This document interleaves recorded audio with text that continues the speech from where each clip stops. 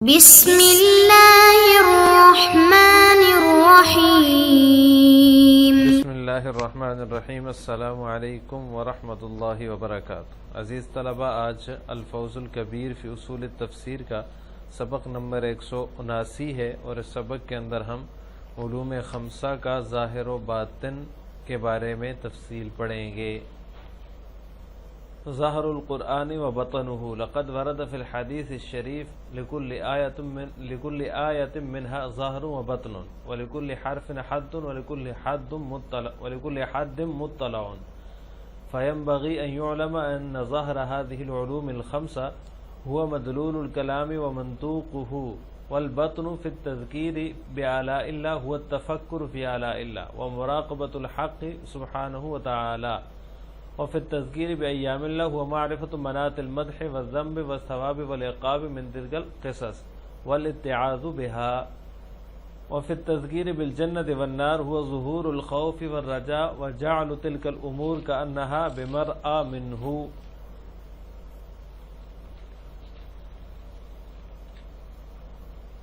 وفي آیات الاحکام هو استنباط الاحکام الخفیۃ بالفحاوى والإيماءات، وفي محاجة الفرق الباطلة هو معرفة أصل تلك القبائح وإلحاق مثلها بها، ومطلع الظهر هو معرفة لغة العرب والآثار المتعلقة بعلم التفسير، ومطلع البطن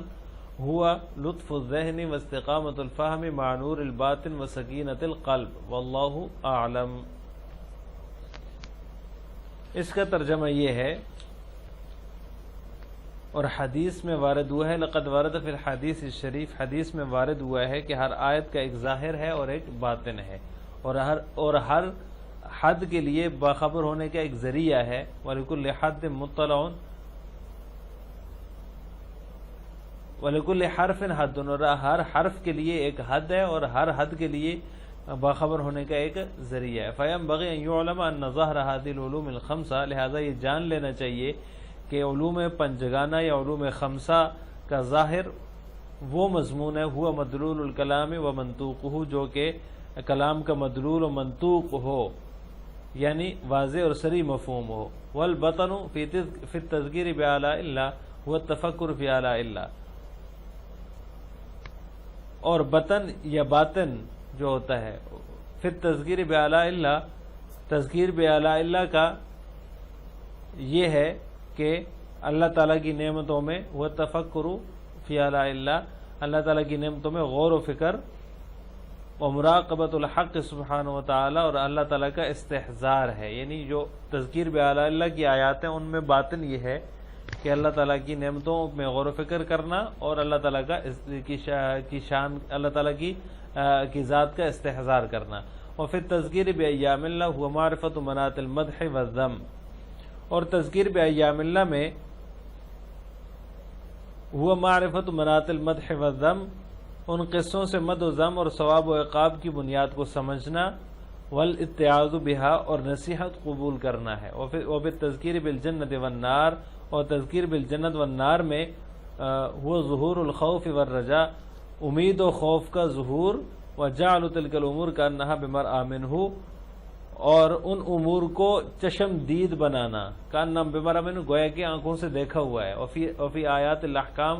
اور آیات الاحکام کے اندر ہوا استنباط الاحکام الخفیۃ بالفحاوى والایماءات،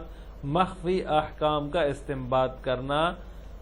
اشارات اور مصداقوں کے ذریعے سے، وفی محاجۃ الفرق الباطلہ، اور گمراہ فرقوں سے مباحثے میں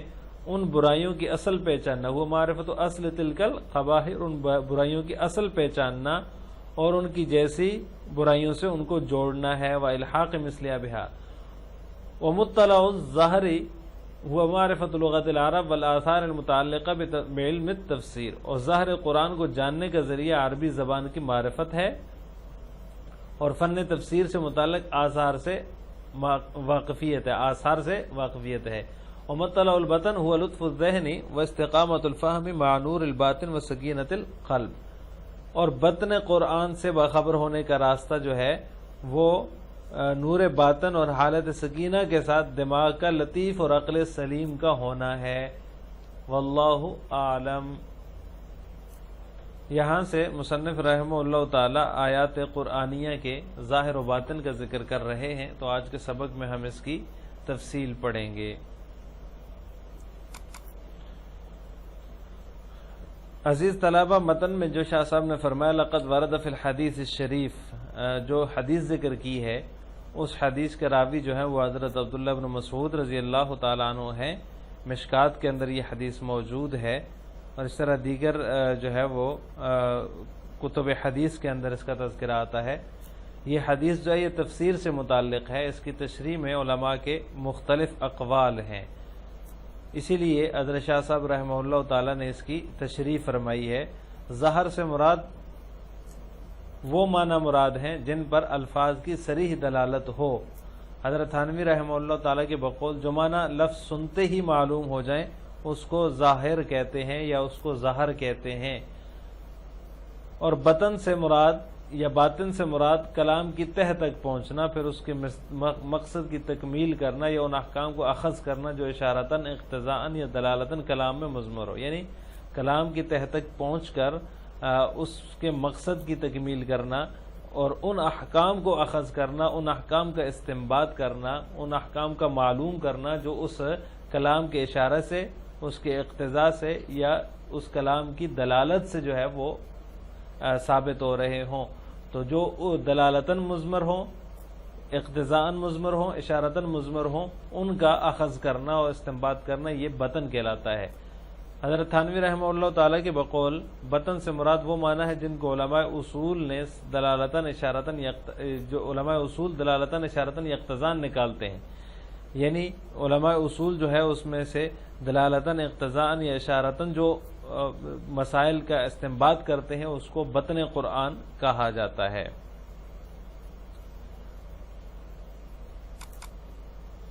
آپ اس کے متن پر اگر نظر دوڑائیں تو آپ کو یہ اندازہ ہوگا کہ حضرت شاہ صاحب رحمہ اللہ تعالیٰ نے علوم اربع جن چیزوں کو بتایا ہے وہی نزول قرآن کے مقاصد ہیں۔ تو پتہ چلا کہ ان علوم اربع کا بطن مذکورہ مقاصد کی تکمیل ہے، اور آیات الاحکام کا بطن استنباط ہے، یعنی آیات الاحکام کے علاوہ جو چار علوم ہیں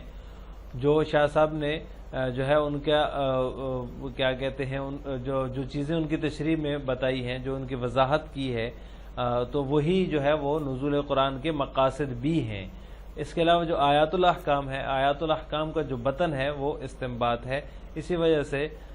ہم نے بطن کی تعریف میں تکمیل مقاصد اور استنباط احکام دونوں چیزوں کو ذکر کیا ہے، یعنی استنباط احکام اور تکمیل مقاصد، یہ دو چیزیں جو ہے بطن کی تعریف میں ذکر ہوئی ہیں۔ اس کی یہی وجہ ہے کیونکہ اس کا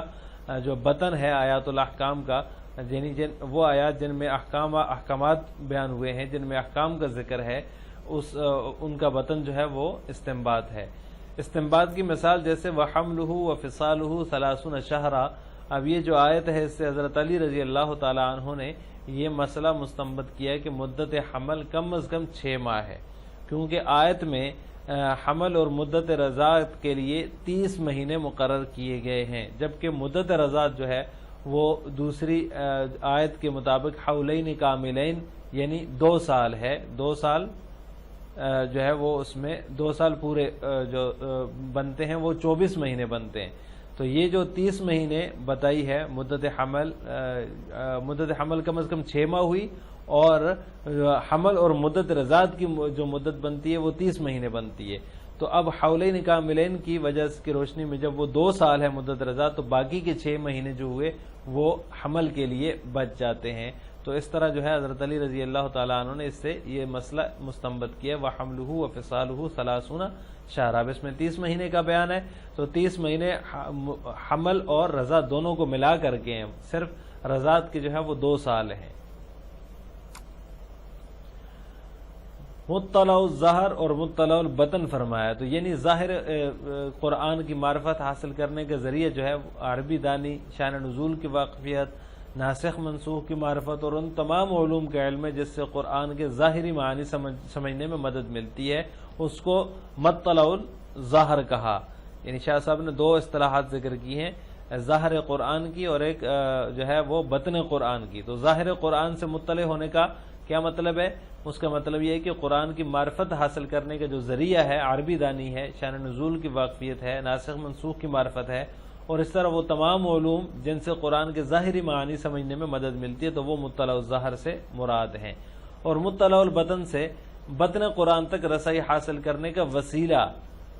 شرعی ریاضات اور مجاہدات کے ذریعے باطن کا تزکیہ اور قلب کا معنوی انوارات و برکات سے منور ہونا ہے۔ یعنی جو باطنی انوار و برکات حاصل ہوتے ہیں وہ ریاضات اور مجاہدات کے نتیجے میں ہوتے ہیں، باطن کا جو تزکیہ ہوتا ہے، نفس کی اصلاح ہوتی ہے گویا کہ، تو وہ جو ہے وہ بطن قرآن کہلاتا ہے، اور اس سے جو ہے وہ اس تک رسائی حاصل کرنا مطلع البطن کہلاتا ہے۔ آج کے سبق کا خلاصہ یہ ہوا کہ ہم نے آیات قرآنیہ کے ظاہر و بطن کے بارے میں یا ظاہر و باطن کے بارے میں تفصیل پڑھی ہے۔ السلام علیکم ورحمۃ اللہ وبرکاتہ۔